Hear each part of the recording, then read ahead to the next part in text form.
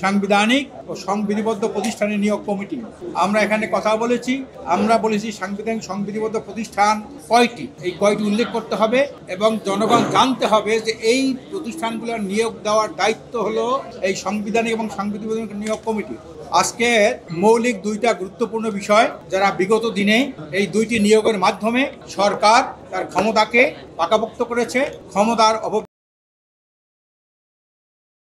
আমরা আরো দুইটা এখানে ওনারা বলেছেন, আপনার নির্বাচন কমিশন দুদক, তারপর হলো মানবাধিকার কমিশন, আর তারপর হলো পিএসসি। আর সাথে সাথে আমরা এটাও বলেছি, ওনারা বলছে বিবেচনা রাখবেন, সামনে আলোচনা এটা উঠাবেন। আমরা বলছি সেনাপ্রধান কেমনে নিয়োগ হবে। এই সেনাপ্রধান নিয়োগের ক্ষেত্রে আমরা বিগত দিনে দেখেছি 4-5 র্যাঙ্ক বাদ দিয়ে তাকে নিজের লোক মনে করে তাকে সেনাপ্রধান বানানো হয়। মঈনুদ্দিন ফখরুদ্দিন আমরা দেখেছি 4-5 র্যাঙ্ক বাদ দিয়ে তাকে কিন্তু সেনাপ্রধান বানানো হয়েছিল। এখন এই ওয়াকারুজ্জামান অনেকটা তাই করেছে। কাজে আমরা পরিষ্কার বলছি যে সেনাপ্রধান নিয়োগটাও এই সাংবিধানিক ও সংবিধিবদ্ধ প্রতিষ্ঠানের নিয়োগ কমিটি এটা করবে। এইটা আগে ছিল না, এখন আমরা নতুনভাবে এটা করছি। ওনারা বলছেন এইটা আমরা আগামীতে আলোচনায় আনবো।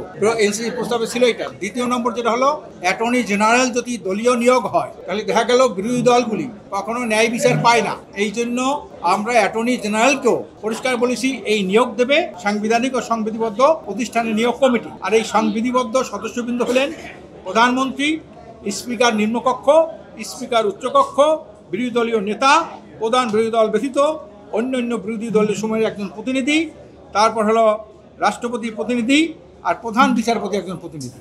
এরা এই সেনাপ্রধান, অ্যাটর্নি জেনারেল, তারপর হলো নির্বাচন কমিশন, দুদক, মানবাধিকার কমিশন, সরকারি কর্মসংস্থা, এগুলা নিয়োগ দেবেন এরা। এটা নিয়ে একটু মতানৈক্য আছে।